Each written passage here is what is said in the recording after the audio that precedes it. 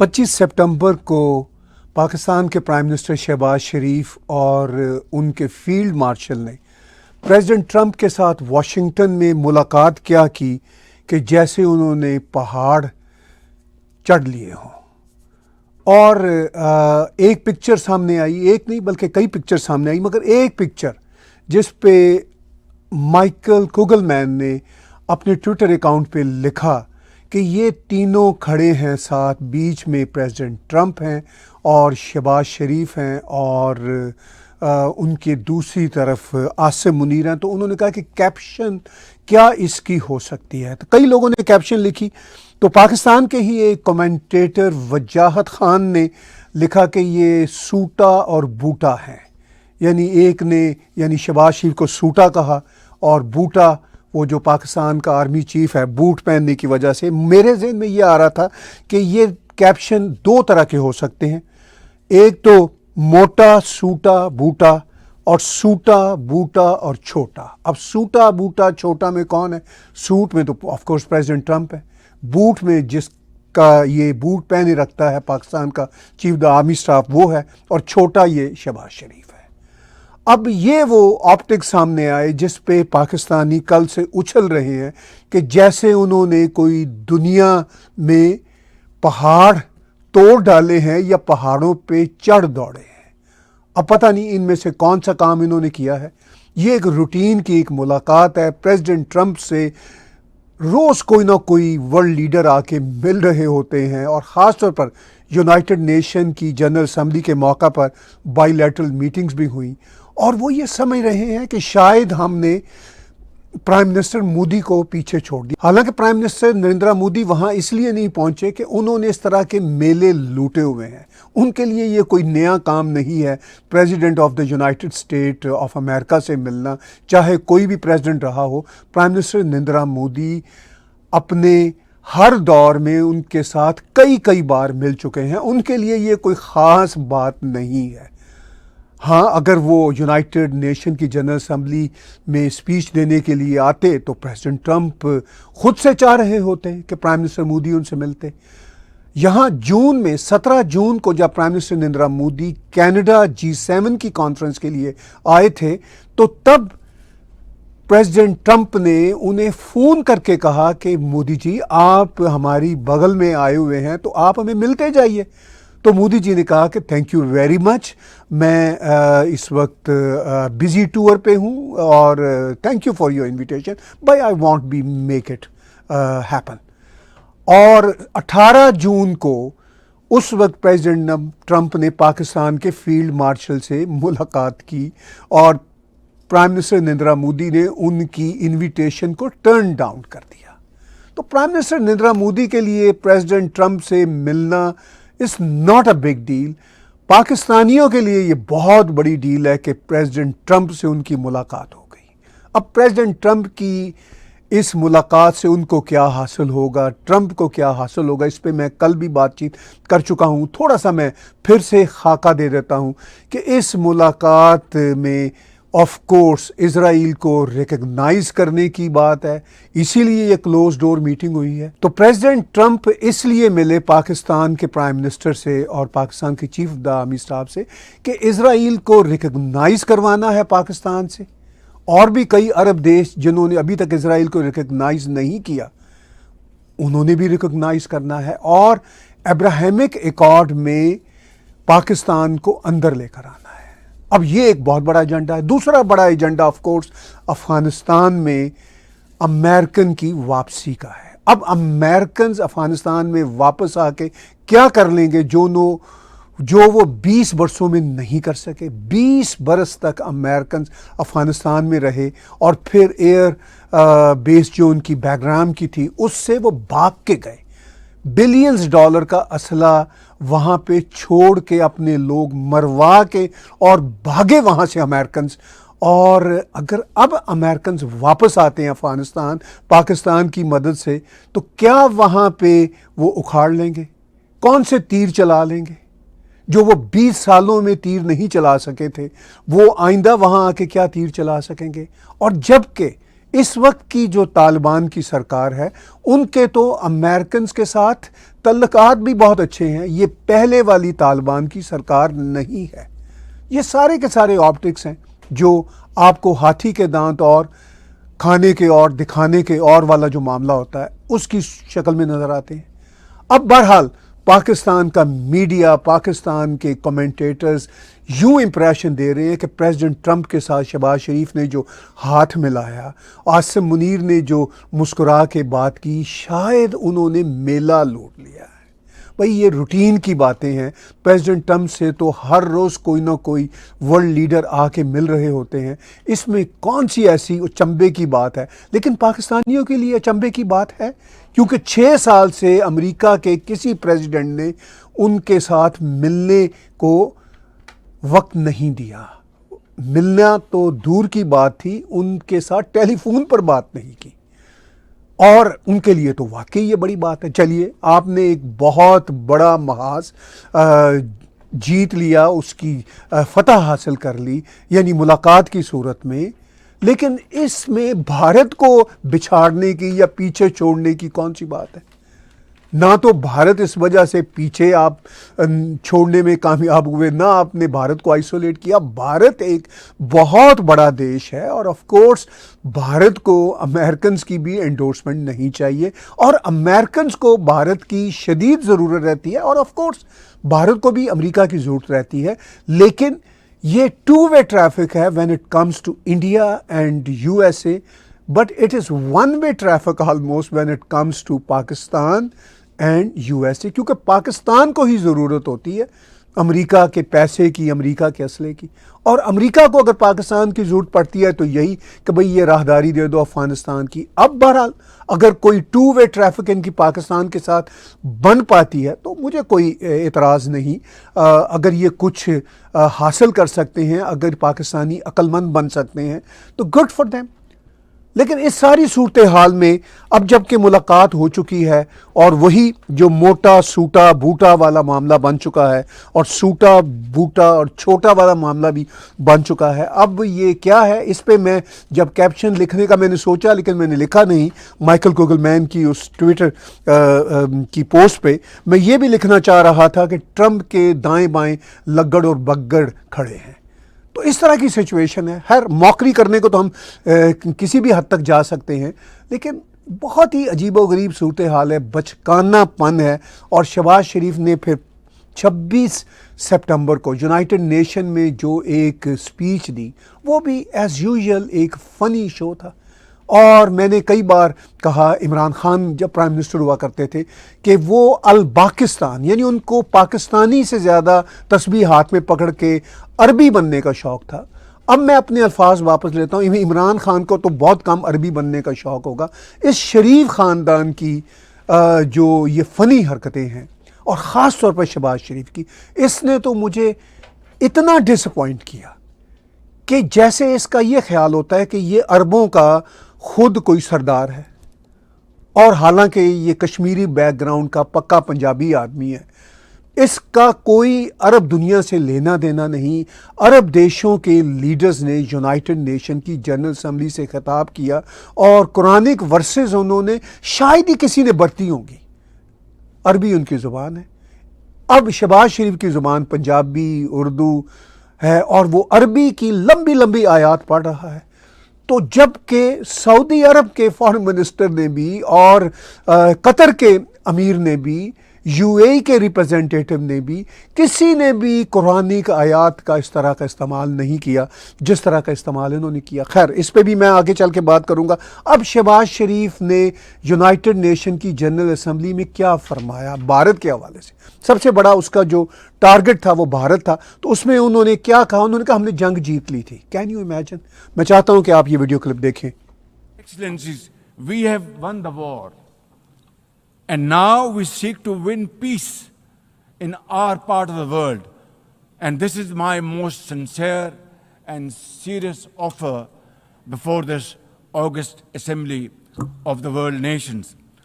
Pakistan stands ready for a composite, comprehensive, and result-oriented dialogue with India on all outstanding issues.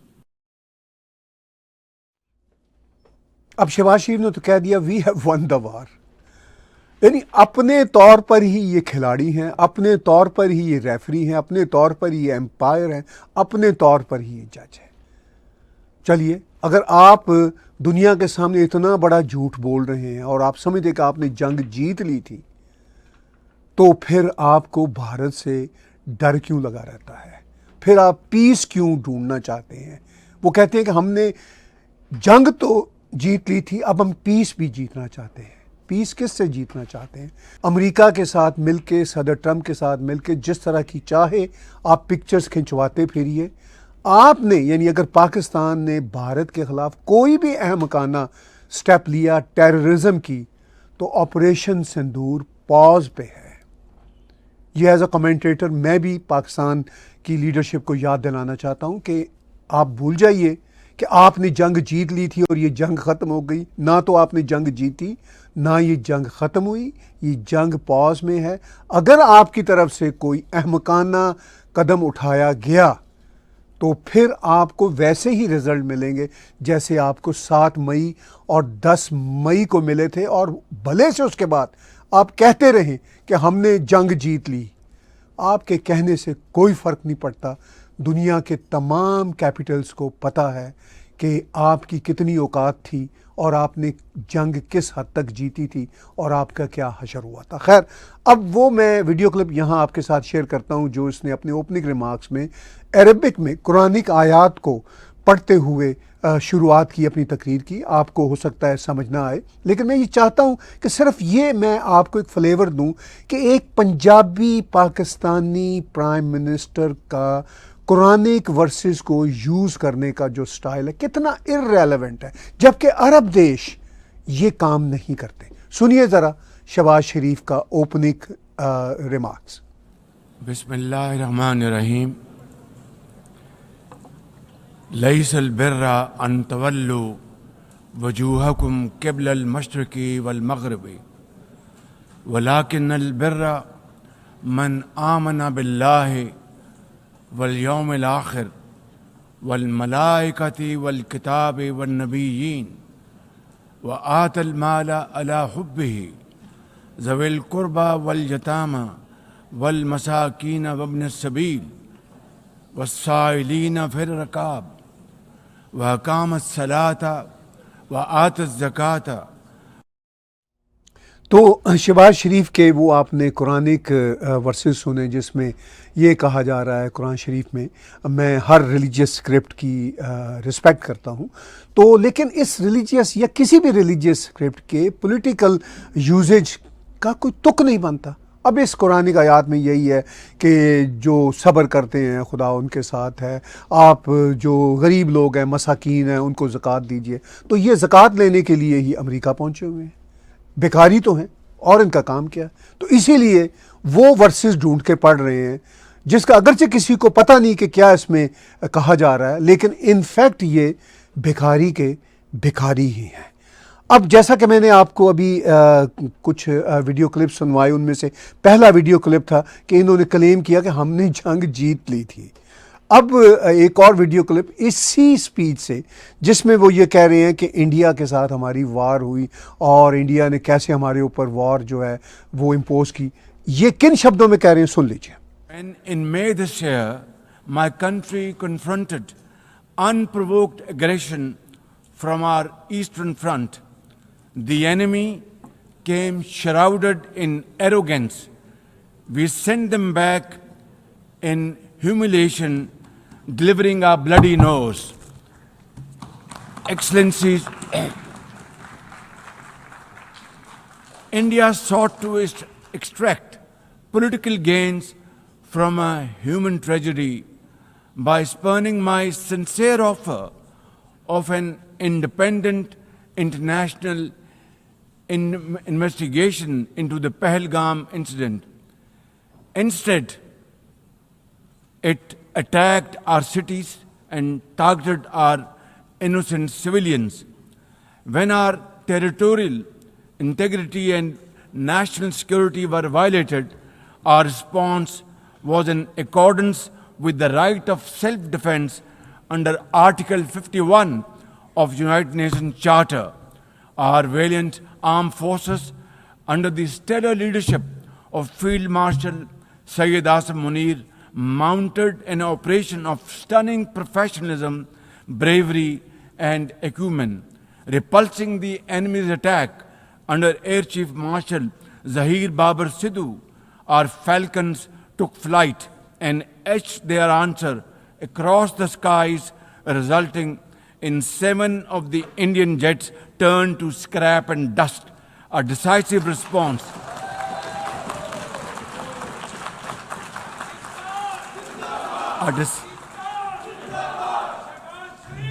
A decisive response to the aggressor that will echo through the annals of history.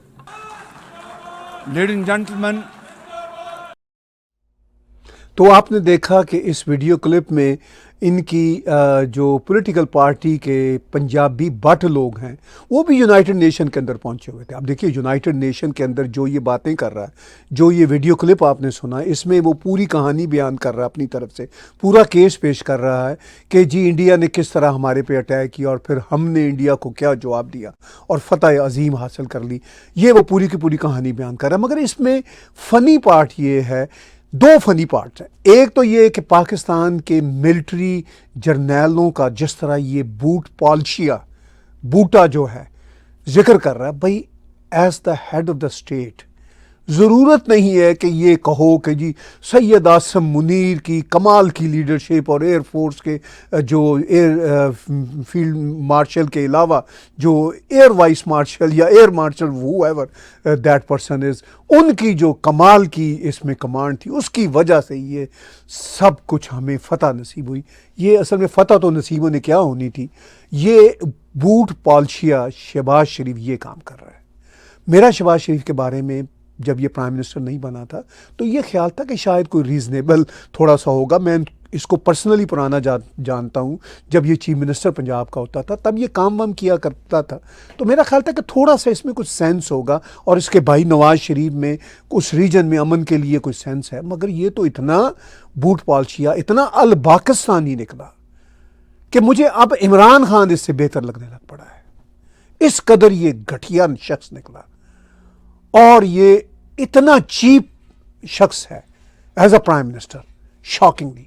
अच्छा, फिर वो जो लाहौर के but यहाँ पे इसने इकट्ठे किए हुए थे, वो सारे के सारे पंजाबी बट नवाज शरीफ, शहबाज शरीफ, पाकिस्तान जिंदाबाद के नारे यूनाइटेड नेशन की असम्बली में लगा रहे हैं। भाई अगर यूनाइटेड नेशन की इस जनरल असम्बली में कोई और देशों के लोग या किसी और जो रिप्रेजेंटेटिव जो यहाँ पे देशों के बैठे हुए हैं वो आपके हक में नारे लगाएं तो बात बनती है। ये किराए के जो फालतू के लोग लेके वहाँ घुसे हुए हैं।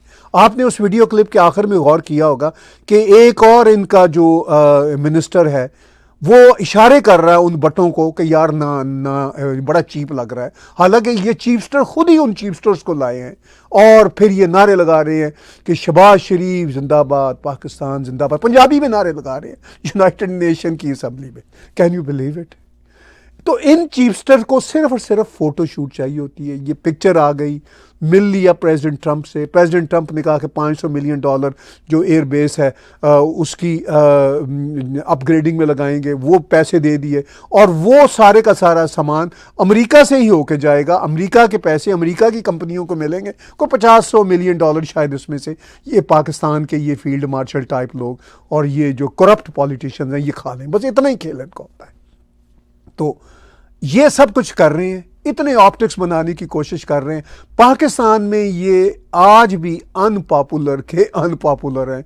इनको eight wider scale corrupt politicians के तौर पर ही जाना जाता है और चूंकि ये हैं तो ये इनका सारे का सारा खेल तमाशा है और ये तमाशबीनियाँ करते फिर रहे हैं और इनका ये ख्याल है कि इन तमाशबीनियों की वजह से ये पाकिस्तान के टेलीविज़न्स पे और पाकिस्तान में नजम सेठी से लेके निचली सतह तक जो बैठे हुए ड्रामाबाज हैं उनकी मदद से ये साबित करते फिरेंगे कि जी हमने जंगें भी जीत ली, हम दुनिया के हमारा स्टेचर भी आसमानों को छू रहा है और हम पता नहीं दुनिया पे छा गए हैं और हम हर चीज़ में छा गए हैं। और सबसे बड़ा इनका नैरेटिव कि हमने भारत को पीछे छोड़ दिया। भाई इस सारे इक्वेशन में भारत دائیں یا بائیں بازو میں کہاں آیا. بھارت کا معاملہ امریکہ کے ساتھ اس کا اپنا ہے, اس کی اپنی ٹرمز پہ ہے. وہ ایک بڑا دیش ہے, وہ جانے اس کا کام جانے. تم لوگ نہ تینوں میں نہ 13 میں ایسے ہی تصویریں کھنچوا کے ایک آدھ ملاقات کر کے یہ سمجھ رہے ہو کہ ہم نے بھارت کو پیچھے پچھاڑ دیا. بھائی بھارت کو کوئی پیچھے پیچھے آپ چھوڑ نہیں سکتے. وہ ایک بڑا دیش ہے, دنیا کی 4-5 بڑی جو سٹیک ہولڈر قوتیں ہیں ان میں سے ایک ہے. تو ایسے ہی یہ ناچتے اچھلتے کودتے رہتے ہیں. تو آج کے ولاگ میں میں اسی مسئلہ پہ بات زیادہ کرنا چاہ رہا ہوں, مگر اس کے ساتھ ساتھ میں نتن یاہو اور عرب کے ایشوز پہ بھی بات چیت کروں گا. لیکن اس سے پہلے کہ میں اس طرف جاؤں, آپ کو یاد دلانا چاہوں گا کہ آپ ٹیگ ٹی وی کے یوٹیوب چینل کو سبسکرائب کیجئے, میرے پرسنل چینل کو سبسکرائب کیجئے, اور اگر ہو سکے تو ہمارے سوشل میڈیا کے پیجز کو لائک کیجئے, شیئر کیجئے, سبسکرائب کیجئے. اور اگر آپ ہمیں کنٹریبیوٹ کر سکتے ہو ہماری انڈیپینڈنٹ جرنلزم کو, تو ہمارے انہی چینلز پہ ڈونیٹ کے بٹن کو کلک کر کے آپ ہمیں کنٹریبیوٹ کر سکتے ہیں. عرب ایشو, نتن یاہو کی سپیچ کی طرف جانے سے پہلے میں اس کی ایک اور آپ کو ویڈیو کلپ بھی دکھانا چاہتا ہوں جس میں یہ کہہ رہا ہے کشمیر کے بارے میں. اچھا, کشمیر کے بارے میں پاکستانی یہی باتیں کہتے رہتے ہیں, لیکن وہ جس طرح یہ بار بار, اس نے کئی بار یونائٹڈ نیشن میں شہباز شریف نے یہ دا موسٹ فنیسٹ مین, میں نے اس کے بارے میں پچھلے دنوں ایک ولاگ کیا تھا کہ اللہ میڈ ہم فنی. تو یہ فنیسٹ جو مین ہے, اس نے وہی مکہ مار کے کہا, اور ایک بار نہیں کئی بار مکے مارے ڈائس پہ, جیسے یہ مکہ مارنے سے بھارت کو مکہ مار دے گا اور دنیا کو جگانے میں کامیاب ہوگا. دنیا صرف اس کی باڈی لینگویج سے یہ دیکھتی ہے کہ یہ کتنا جاہل اور احمق آدمی ہے. تو بہرحال کشمیر کے بارے میں یہ جو باتیں مکہ مارتے ہوئے ڈائس پہ کرتا ہے, وہ بھی چاہتا ہوں میں آپ کو ویڈیو کلپ یہاں پہ شیئر کروں. Ladies and gentlemen, through this august house, I wish to assure the Kashmiri people that I stand with them. The people of Pakistan stand with them. And one day soon, inshallah, India's tyranny in Kashmir will come to a grinding halt. تو کشمیر کا جب بھی ذکر ہو, یہ پاکستانی سیاستدان جتنے چاہیں مکے لہراتے رہیں, ڈائسوں پہ مکے مارتے رہیں.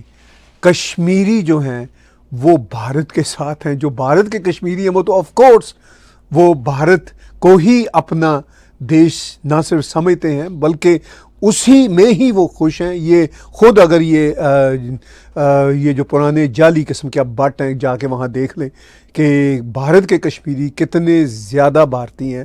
ایون پاکستان کے جو کشمیری ہیں وہ بھی بھارت کے ساتھ ہی ملنا چاہتے ہیں, کیونکہ بھارت میں ہی کشمیریوں کی بقا ہے. پاکستان میں تو بیچارے جو کشمیری رہتے ہیں ان کی کشمیری زبان ختم ہو گئی, ان کا کشمیری کلچر ختم ہو گیا, ان کے پاس زندگی کی کوئی سہولتیں نہیں رہیں. تو بہرحال یہ مکے مارتے رہیں. یونائٹڈ نیشن کی جنرل اسمبلی میں بہت ساری باتیں چل رہی ہیں. 23 سپٹمبر کو شروع ہوا تھا, 29 سپٹمبر تک اس نے چلنا ہے. آج 26 سپٹمبر کی شام کو جب میں یہ شو ریکارڈ کر رہا ہوں تو شہباز شریف کی بھی تقریر سامنے آئی اور نتن یاہو کی بھی تقریر سامنے آئی. بائی دا وے, ایک روز پہلے ملاقات کی تھی ترکی کے اردگان نے پریزیڈنٹ ٹرمپ کے ساتھ, تو وہ بھی آپ نے فوٹیج دیکھی. اس پہ صرف میں ایک ہی جملہ کہوں گا کہ وہ بھی ایک کمال کی ملاقات تھی. پریزیڈنٹ ٹرمپ اردگان کی طرف اشارہ کر کے کہتے ہیں کہ تم سے زیادہ بہتر ریگڈ الیکشن کے بارے میں کون جانتا ہے. تو ظاہر ہے وہاں پہ بھی ریگنگ ہوتی رہتی ہے ترکی میں. اور ترکی کا جو پریزیڈنٹ ہے اس نے یونائٹڈ نیشن میں جب سپیچ کی تھی تو ٹھیک ٹھاک پریزیڈنٹ ٹرمپ کو لتاڑا تھا نام لیے بغیر, لیکن جب ملاقات کر رہا ہے تو دونوں ایک دوسرے کو کہہ رہے ہیں کہ دونوں ہی عظیم لیڈر ہیں. تو خیر ڈپلومیسی میں یہ اس طرح کی باتیں تو چلتی ہیں. لیکن اب نتن یاہو نے جو آج تقریر کی وہ امپورٹنٹ ہے, کیونکہ یہ والا جو یونائٹڈ نیشن جنرل اسمبلی کا اجلاس ہے یہ اس لیے امپورٹنٹ ہے کہ اس اجلاس کے نتیجہ میں جو اب تک مڈل ایسٹ میں ہو رہا ہے, لگتا یہ ہے کہ اب شاید مڈل ایسٹ کا معاملہ کسی نہ کسی کنارے لگے. ابھی 2 روز پہلے شہباز شریف بھی اس عربوں کے گروپ میں شامل تھا جو 8 مسلم لیڈرز ملے تھے پریزیڈنٹ ٹرمپ سے, جس میں اردگان بھی تھا اور قطر کے امیر بھی تھے, سعودی عرب کے فارن منسٹر بھی تھے. UAE کے ریپرزینٹیٹو بھی تھے. تو وہ سب کے سب یہی باتیں کر رہے ہیں. اور یہ جو انہوں نے شہباز شریف نے ملاقات کی ہے پریزیڈنٹ ٹرمپ سے, یہ کلوز ڈور بات چیت ہوئی ہے 1 گھنٹہ 20 منٹ کی. اور جو سورسز بتا رہے ہیں کہ اس میں پریزیڈنٹ ٹرمپ کا یہی بڑا ایجنڈا تھا کہ بھئی تمہارا جو سعودی عرب کے ساتھ ریکارڈ ہوا ہے وہ بہت اچھا ہے, اس لیے کہ سعودی عرب پہ مشکلات آئیں گی.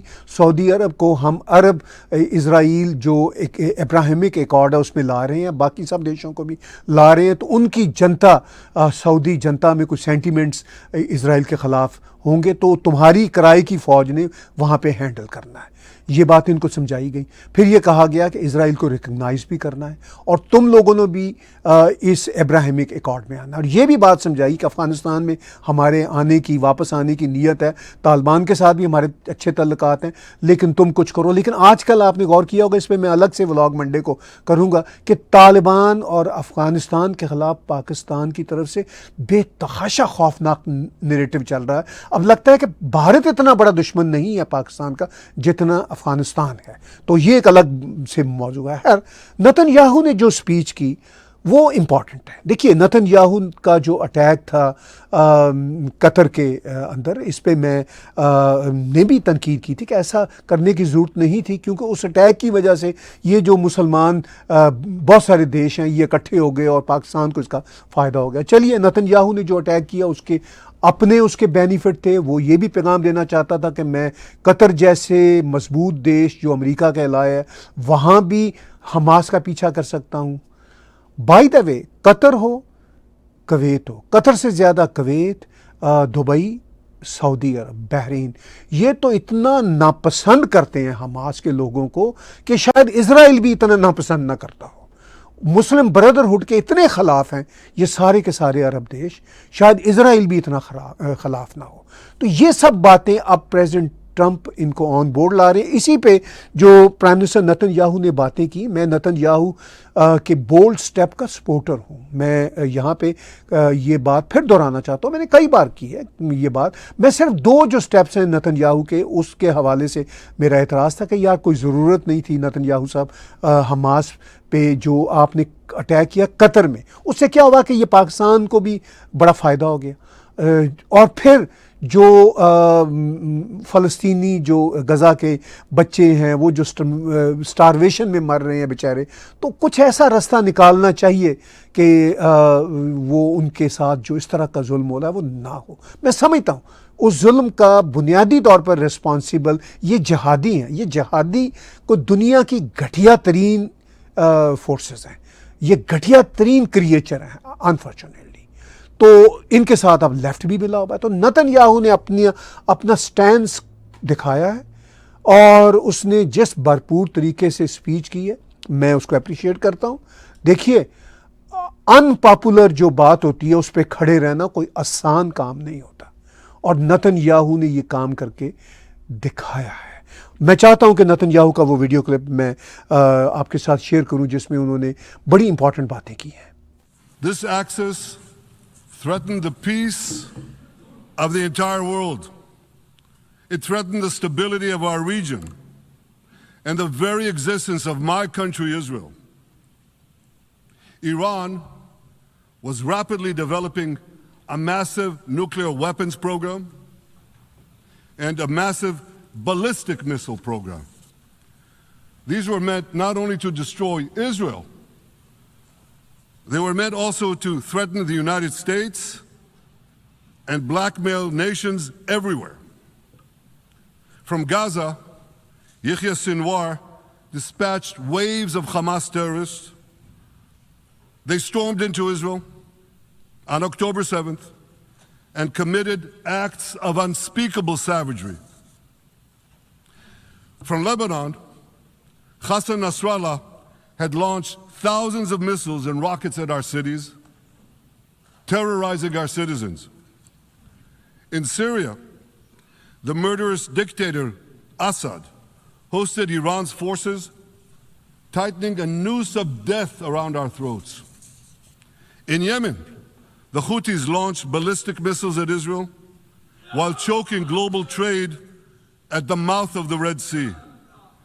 So what's happened over the past year? We've hammered the Houthis, including yesterday. We crushed the bulk of Hamas's terror machine. We crippled Hezbollah, taking out most of its leaders and much of its weapons arsenal. You remember those beepers, the pagers? تو Netanyahu کی یہ speech جو almost 49 minute کی ہے، میں نے پوری سنی.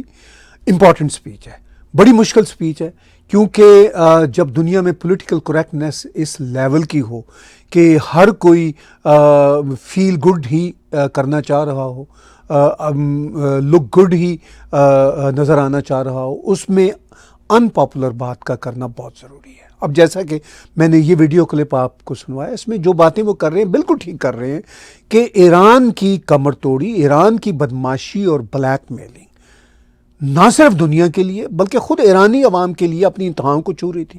By the وے ابھی بھی ایران کی جو بدماشی اور بلیک میلی ان کی اپنی عوام کے لیے ہے، وہ تو اور بڑھ گئی ہے. بلکہ یہ اسرائیل کی جنگ کے بعد انہوں نے کچھ سینکڑوں ایرانیوں کو جاسوسی کے الزام میں پھانسی دی ہے. لیکن اب دنیا میں ایران کی بدماشی کافی حد تک قابو آ گئی، اور اس میں نے پریزیڈنٹ ٹرمپ کو بھی جب انہوں نے اٹیک کیا تھا B-2 بامبر کے ذریعے، میں نے اپریشیٹ کیا تھا. بھلے سے اس کے ذریعے ایران کا نیوکلیئر جو پروگرام وہ مکمل طور پر ٹرمپ کی زبان میں آبلیٹریٹ نہ ہوا ہو، لیکن ایران کو سمجھ آ گئی، کیونکہ صرف اب تک باتیں ہو رہی تھیں کہ اٹیک ہوگا، کر دیا ٹرمپ نے. کتنا نقصان ہوا ہمیں آج تک نہیں پتا، لیکن یہ ضرور ایران کو پتا چلا کہ اب یہ اور اٹیک ہوگا. یہی بات نتنیاہو کر رہے ہیں کہ ایران کی بلیک میلنگ ختم کی، حماس کی کمر توڑی، حزب اللہ کی کمر توڑی، ہوتیوں کی کمر توڑی، اور ڈٹے ہوئے ہیں نتنیاہو آج بھی. خود ان کے اپنے دیش اسرائیل کے اندر ان کے خلاف بہت پولیٹیکل ریزسٹنس ہے، لیکن وہ ڈٹے ہوئے ہیں کہ بھئی میں نے جب اتنا کام کر لیا تو میں کچھ کام جو رہتا ہے اور کر لوں. اپنے پولیٹیکل سروائیول کے لیے بھی وہ یہ سب کچھ کر رہے ہیں، وہ بھی ساتھ ساتھ چلتا ہے تمام پولیٹیکل لیڈرز کے لیے. مگر یہ بلا شبہ طے ہے جو بات انہوں نے اپنی سپیچ میں کی کہ یورپین جو دنیا کے لیڈر ہیں وہ کہتے ہیں، مجھے پرائیویٹلی تو کہتے ہیں کہ یہ جو آپ نے غلیظ حماس جیسے جہادیوں کا کافی حد تک خاتمہ کیا ہے، ہم آپ کے شکر گزار ہیں. تو وہ یہ باتیں ان کے ساتھ تو کرتے ہیں، لیکن ساتھ ہی وہ پھر 2 اسٹیٹ سلوشن کے چکر میں ریکگنائز بھی کرتے ہیں پیلسٹائن کو، اور اسرائیل کے خلاف وہ پھر باتیں بھی کرتے ہیں.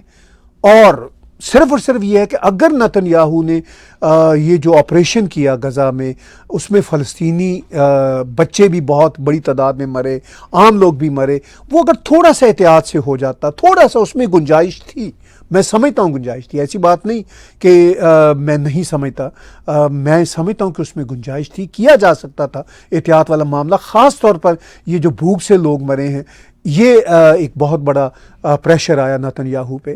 تو میں تو یہی چاہتا تھا کہ نتنیاہو پہ پریشر مغربی دنیا سے کم آئے. لیکن بہرحال میں یہ بھی سمجھتا ہوں کہ یہ کوئی آسان کام نہیں تھے جو پرائم منسٹر نتنیاہو نے کیے ہیں، اور بڑے مشکل کام تھے. اور یہ جو عرب دیش کہتے رہتے ہیں، لپ سروس کرتے رہتے ہیں کہ جناب یہ بڑا ظلم ہو رہا ہے، تو یہ تو ہم نے نہیں دیکھا کہ انہوں نے فلسطینیوں کو پناہ دی ہو. ان کے تو ساتھ سب دیشوں کے بارڈر ساتھ ملتے ہیں، جارڈن ہو، یمن کو کہہ دیتے، جو علاقے یمن کے آج بھی ان کی بات سن لیتے ہیں ان کو کہہ دیتے، سیریا تو ان کے کنٹرول میں ہے. تو ایسا تو نہیں کیا انہوں نے کہ ان کو وہاں بسایا ہو، یا ایون اپنے ہی دیشوں میں ان کو آنے دیا ہو. ایسا نہیں کیا. کیوں نہیں کیا؟ کیونکہ وہ لوگ ایک پرابلم تھے. تو یہ معاملہ جو ہے اس کو ریئلسٹکلی حل کرنا ہے. اس یونائٹڈ نیشن کی جنرل اسمبلی کے دوران اب پریزیڈنٹ ٹرمپ یہ کہہ رہے ہیں کہ کوئی نہ کوئی مسئلے کا حل نکل رہا ہے، اور مسئلے کے اس حل میں یہ بھی جو لگڑ بگڑ ملنے گئے ہوئے ہیں پریزیڈنٹ ٹرمپ سے، یہ بھی انفیکٹ اسی مسئلے کے حل کے سلسلہ میں ہی گئے ہوئے ہیں. یہ خود تو نہیں گئے اس کے حل کے لیے، لیکن ٹرمپ ان کو بتا رہا ہے کہ آپ نے اس سلوشن میں بھی ہمارے ساتھ شامل ہونا ہے.